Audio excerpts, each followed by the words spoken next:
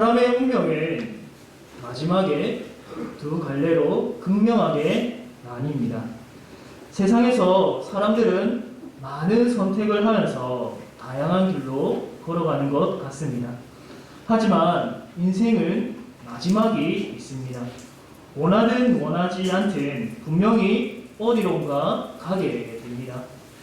오른쪽과 왼쪽, 천국과 지옥, 모든 사람은 반드시 이 둘 중에 한 곳으로 나아가게 됩니다.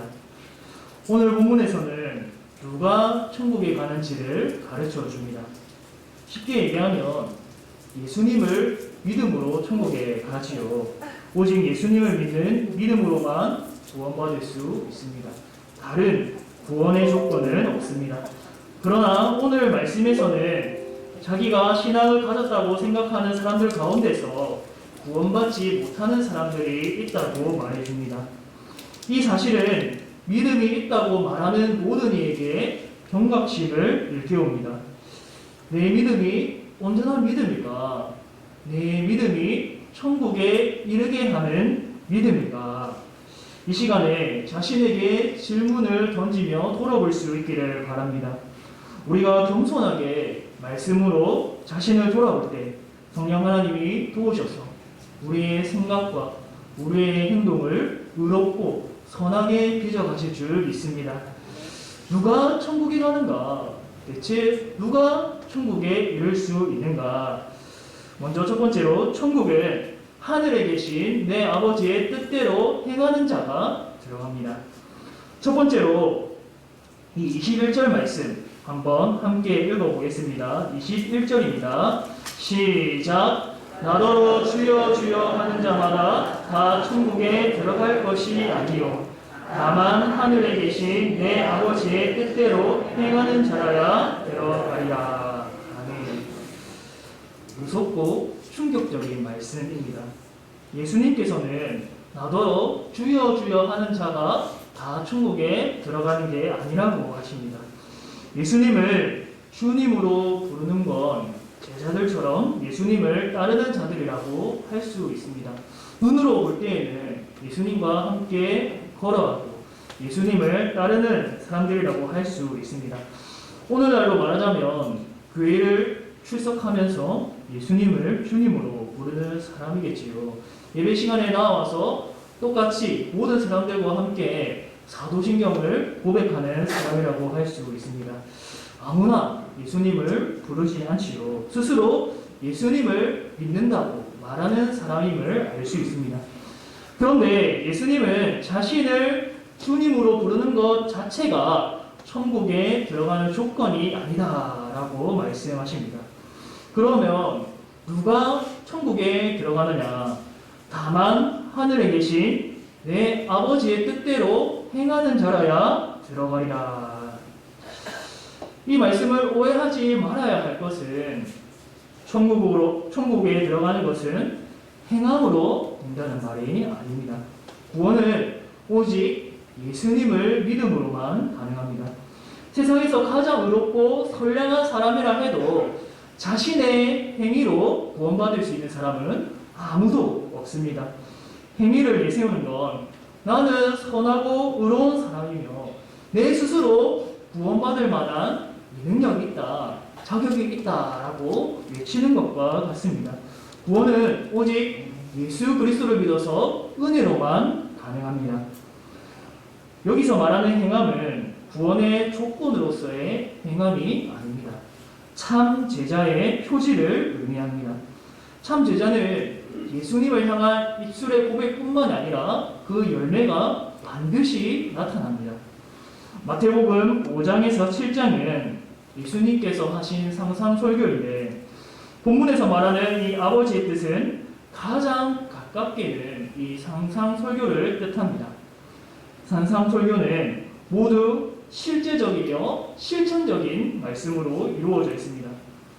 제가 지난번 주 오후 때에 비판하기 전에 사랑을 이라는 제목으로 설교를 했습니다. 예수님은 형제를 향하여서 비판하지 말라고 하셨는데 입으로만 주여 아멘 하는 자들은 그 말씀을 듣고 아무런 행동도 취하지 않을 것입니다. 예수님을 참으로 믿지 않기 때문에 그 말씀을 한 귀로 듣고 한 귀로 흘릴 것입니다. 그러나 마음 중심으로 예수님을 주와 그리스도로 고백하는 사람들은 하나님의 말씀, 예수님의 말씀을 들을 때에 아멘 하면서 그 말씀을 가슴에 새깁니다. 한 귀로 듣고 한 귀로 흘려보내는 것이 아니라 자기 가슴의 중심으로 받습니다. 그래서 지금까지 쉽게 형제를 비판하고 사랑이 없었던 내 자신을 돌아보면서 반성하고 회개할 것입니다. 더 나아가서 비판하지 않기로 결단하고 노력할 것입니다. 히브리서 11장 1절에는 믿음은 바라는 것들의 실상이요 보이지 않는 것들의 증거니라고 말씀합니다. 믿음은 두루뭉실하고 추상적인 어떤 관념이 아닙니다. 보이지 않는 것을 실제로 이 손으로 만져지는 것처럼 느껴지는 것처럼 눈으로 보이는 것처럼 확실하게 인식하는 것이 믿음입니다. 믿는다고 하면서도 행함이 없다는 건 사실 믿음이 없음을 말해줍니다. 씨를 뿌렸다 하면서도 열매를 맺지 못하는 것은 실제로 그 열매가 그 사람에게 심겨지지 않았음을 나타냅니다. 말씀의 씨앗이 뿌리를 내렸다면 반드시 30배 혹은 60배, 100배의 결실을 맺게 될 것입니다. 아브라함은 부르심을 받았을 때 갈바를 알지 못했지만 하나님의 약속을 믿었기 때문에 자기 친척과 고향과 아버지의 집을 떠날 수 있었습니다. 히브리서 11장 17절에서 19절에는 아브라함이 이삭을 어떻게 드릴 수 있었는지 말씀하고 있습니다. 제가 읽겠습니다. 아브라함은 시험을 받을 때에 믿음으로 이삭을 드렸으니 그는 약속들을 받은 자로 돼 그 외아들을 드렸느니라. 그에게 이미 말씀하시기를 내 자손이라 칭할 자는 이삭으로 말미암으리라 하셨으니 그가 하나님이 능히 이삭을 죽은 자 가운데서 다시 살리실 줄로 생각한지라. 비유컨대 그를 죽은 자 가운데서 도로 받은 것이니라. 아브라함이 사랑하는 이삭을 데리고 모리아산에서 번제를 드리라는 그 명령을 따를 수 있었던 것은 그에게 참 믿음이 있었기 때문입니다. 그 믿음으로 이삭을 드렸습니다. 하나님께서 내 자손이라 칭할 자는 이삭이라고 하셨기 때문에 아브라함은 그 약속을 굳게 붙잡고 하나님이 능히 이삭을 죽은 자 가운데서 다시 살리실 줄로 생각한 것이었습니다. 이처럼 참 믿음은 반드시 순종에 이르게 합니다. 아브라함도 처음에는 자기 아들, 그 하나뿐인 아들 이삭을 드릴 만한 믿음이 없었습니다. 그러나 약속에 신실하신 하나님을 조금씩 깨닫고 체험하면서 그분을 더욱 의지하고 신뢰하게 되었던 것입니다. 그 과정 가운데서 불신앙을 보이면서 인간적인 꾀를 내어서 이스마엘을 낳기도 했지만 하나님이 계속 약속을 상기시켜 주시고 그를 계속 인도해 주시고 전능한 능력을 나타내 주셨기 때문에 결국에는 완전히 하나님을 믿을 수 있었던 것입니다. 하나님의 그 전능함을 온전히 믿게 되면서 내가 이 모리아 산에서 이삭을 죽일지라도 번제로 드릴지라도 하나님이 이삭을 다시 되살려서 나에게 주실 것이다 라고 생각할 수 있었던 것입니다. 성도 여러분, 나의 믿음이 지금 작아 보인다고 느껴질지라도 여러분의 믿음이 참 믿음이라면 날마다 자라나는 은혜가 있을 줄로 믿습니다. 말씀의 씨앗을 마음으로 받고 믿음으로 순종하면 시간이 지나 30배, 60배, 100배의 결실을 맺을 수 있을 줄 믿습니다. 두 번째로 누가 천국에 들어가는가? 예수님이 알고 있는 자만 들어갈 수 있습니다. 예수님께서는 이렇게 참 믿음으로 말씀을 받아 아버지의 뜻을 행하는 자가 천국에 들어간다고 하셨습니다. 주여 주여 하는 그 외침이 천국에 들어가는 조건이 되지 못합니다. 하지만 마지막 날, 심판의 날에 이를 인정하지 못하고 주님께 계속 문을 두드리는 사람이 많다고 하십니다. 22절과 23절 우리 함께 읽어보겠습니다. 시작. 그날에 많은 사람이 나더러 이르되 주여 주여 우리가 주의 이름으로 선지자 노릇하며 주의 이름으로 귀신을 쫓아내며 주의 이름으로 많은 권능을 행하지 아니하였나이까 하리니 그때에 내가 그들에게 밝히 말하되 내가 너희를 도무지 알지 못하니 불법을 행하는 자들아 내게서 떠나가라 하리라. 그날에 심판의 날에 많은 사람이 몰려와 주여 주여라고 부른다고 합니다. 여기서 주님을 부르는 사람들은 밝은 얼굴로 주님을 부르는 것이 아닙니다. 아주 다급하고 초조한 표정으로 주님을 부릅니다. 그들은 주의 이름으로 선지자 노릇하고 주의 이름으로 귀신을 쫓았고 주의 이름으로 많은 권능을 행했다고 합니다. 그러니 어서 자신들을 이 밖에 내버려 두지 말고 천국에 들어가게 해달라고 간청합니다. 여러분, 이 정도면 천국에 들어가도 괜찮지 않겠습니까? 선지자처럼 말씀도 전하고 귀신도 쫓아내고 많은 이적을 행했습니다. 자기 이름으로 행한 것이 아니라 주의 이름으로 이러한 큰 일들을 행했다고 합니다. 더 나아가서 주님을 향한 이 간절함, 주여 주여라고 외치는 이 간절함도 있습니다. 그러나 그럼에도 주님의 대답은 단호합니다. 내가 너희를 도무지 알지 못하니 불법을 행하는 자들아 내게서 떠나가라. 왜 이들이 주님께 외면을 받았을까요? 왜 주님은 끝까지 이들을 인정해 주지 않았을까요? 이들은 스스로 예수님을 안다고 생각했을지 모르지만 실제로는 예수님을 알지 못했던 것입니다. 본문에서 예수님이 말씀하시는 내가 너희를 도무지 알지 못한다는 건 인격적인 관계에서의 알을 말합니다. 실제로 예수님을 보고 실제로 육안으로 예수님을 보고 함께 걸어간다고 해서 예수님과 실제적인 관계를 맺고 있다고 말할 수 없습니다. 가룟 유다를 보십시오. 예수님과 함께 먹고 자며 생활하고 그분의 가르침을 늘 들었지만 예수님을 진심으로 주와 그리스도로 고백하지는 않았습니다. 얼핏 보면 예수님을 따르는 것처럼 보이지만 12제자 중에 한 사람으로서 그들과 똑같은 제자로 보이지만 실제 마음속으로는 두 마음을 품었습니다. 예수님이 아니라 재물을 택하고 섬겼습니다. 참 제자인가? 거짓 제자인가? 참 제자는 예수님과 사랑하는 관계를 맺습니다. 가룟 유다는 은 30을 갖고 예수님을 팔았습니다. 그 죄책감으로 인해서 스스로 목매어 죽었습니다. 그가 목숨을 끊은 이유는 양심의 큰 가책을 받았기 때문이죠.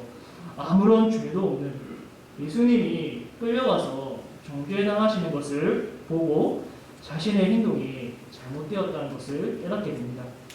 그러나 이 양심의 가책을 도저히 견디지 못해서 스스로 목숨을 끊습니다. 그가 자신의 행동을 후회한 것은 양심의 문제였지 예수님을 사랑해서가 아닙니다.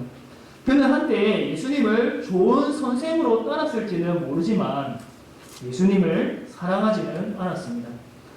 반면에 베드로는 3번 부인했지만 예수님을 사랑했습니다. 그가 심히 괴로웠던 건 사랑했던 예수님을 부인했기 때문입니다. 물론 그 예수님을 온전히 사랑하지 못하고 3번 부인했지만 그는 여전히 주님을 사랑하고 있었습니다. 예수님이 부활하신 후에 물고기를 잡는 베드로를 찾아가서 물으셨습니다.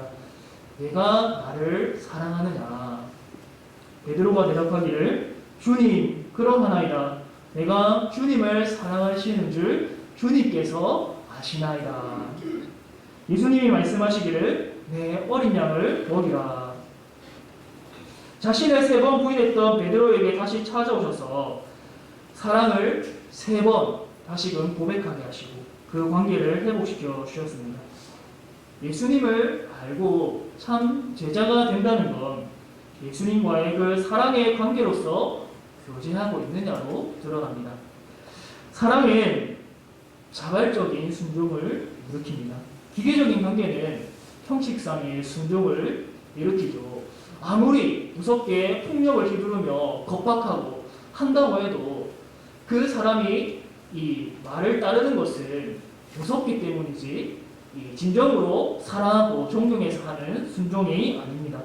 그러나 사랑의 관계에 있어서는 그 사람의 말을, 주인의 말을 온전히 마음으로 따르게 됩니다. 자발적으로 따르게 됩니다.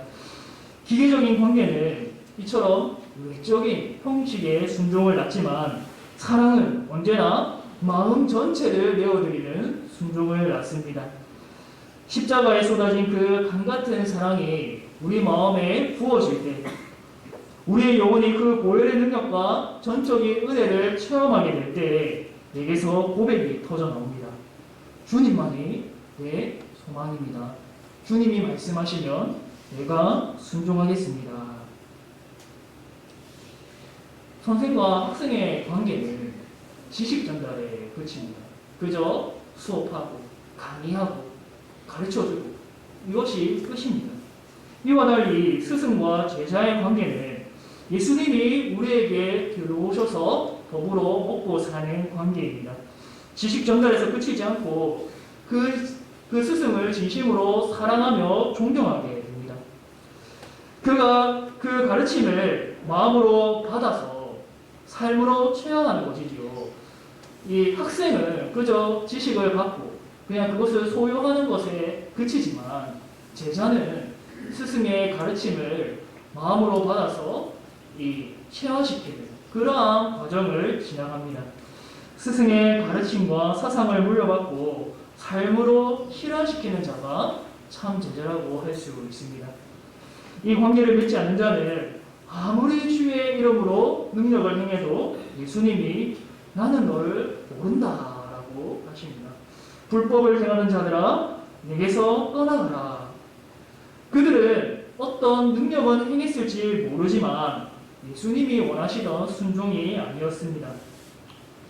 우리 주위를 둘러보면 권능을 행하는 자, 능력을 행하는 자를 심심찮게 볼 수 있습니다. 그러나 그 능력을 행한다는 것 자체가 그 사람이 참 그리스도인이다라는 것을 증명해 주는 것이 아닙니다.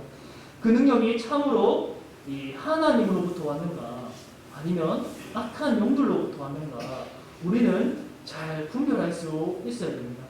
예수님이 인정하는 믿음은 능력을 행하는 데 있는 것이 아니라 자신을 알고 자신의 말씀에 순종하는 것을 보십니다. 순종이란 아버지의 뜻을 행하는 것이지요. 주인의 뜻을 따라야 순종하는 것이라고 말할 수 있습니다. 주의 이름을 내세워 능력을 행했지만 자신의 뜻을 실현시키는 것은 참 순종이 아닙니다. 주님을 따르고 주님을 섬기고 주를 위해 봉사하는 것처럼 보이지만 교회도 다니고 모든 신자들과 똑같은 모습을 갖추지만 진정으로 주님을 따르지 않는다면 주님이 말씀하시는 그 뜻을 따르지 않는다면 주님이 그를 인정하지 않으십니다. 네가 한 행위는 네 스스로 이 뜻을 행하는 것이지 내 뜻이 아니다. 내게 한 순종이 아니다라고 말씀하십니다. 우리는 참 순종이 주님의 뜻을 따르는 것인 줄 알고 그 뜻을 따라야 합니다. 세 번째로 누가 천국에 들어가는가? 반석 위에 집을 지은 자가 천국에 들어갑니다. 25절에서 27절에는 두 종류의 집이 나옵니다. 먼저는 지혜로운 자가 반석 위에 지은 집, 둘째는 어리석은 자가 모래 위에 지은 집. 이 두 사람은 모두 집을 지었습니다. 문제는 어리석은 자입니다. 나름대로 자기 열심을 가지고 집을 지었습니다. 그러나 주님의 말씀을 듣고 행함으로 지은 집은 반석 위에 지은 집입니다. 자기 열심을 갖고 짓는 집을 결국 다 무너지게 됩니다. 그날이 오게 되면 결국 그럴듯해 보이던 집이 다 무너집니다. 주님의 뜻대로 집을 짓지 않고 자기 마음대로 지은 집. 예수님을 안다면, 주님과의 관계가 실제라면 예수님이 말씀하신 대로 반석 위에 집을 짓습니다. 예수님이라는 반석 위에 집을 짓는 자는 결코 무너지지 않습니다. 하지만 모래 위에 집을 지은 자는 우리와 똑같이 어울리고 또 신자인 것 같고 그리스도인 것처럼 보이고 직분도 있고 예배도 하고 그러한 외적인 표지가 있을지는 모르지만 그날에 비바람이 심하게 불면 다 무너집니다. 오늘 말씀해 보면 그 무너짐이 심하다고 말씀하고 있습니다. 성도 여러분, 예수님께서 이 말씀을 하신 이유는 우리에게 겁을 주려고 하신 게 아닙니다. 그것이 목적이 아닙니다. 너희 중에 가짜가 있으니까 알아맞혀보라 라고 해서 하신 말씀이 아닙니다. 우리에게 경각심을 주기 위함입니다. 모래 위에 집을 짓는 어리석은 자가 되지 않게 하기 위해서, 또 지혜로운 사람으로서 반석 위에 집을 잘 짓는 자로 세우기 위함입니다. 모래 위에 지은 집은 심판의 날에 다 무너집니다. 예수님은 모래 위에 집 지은 자들을 나는 너희를 도무지 알지 못한다. 불법을 행하는 자들아 내게서 떠나가라 라고 말씀하실 것입니다. 그러나 반대로 주님을 사랑하여 그 말씀을 듣고 순종하는 자, 반석 위에 집을 지은 자는 그날의 어떤 폭풍에도 안전할 것입니다. 그 반석 위에 집을 지은 사람은 예수님이 두 팔을 벌려서 환영할 것입니다. 요한복음 10장 14절과 15절에 이렇게 말씀하셨습니다. 나는 선한 목자라.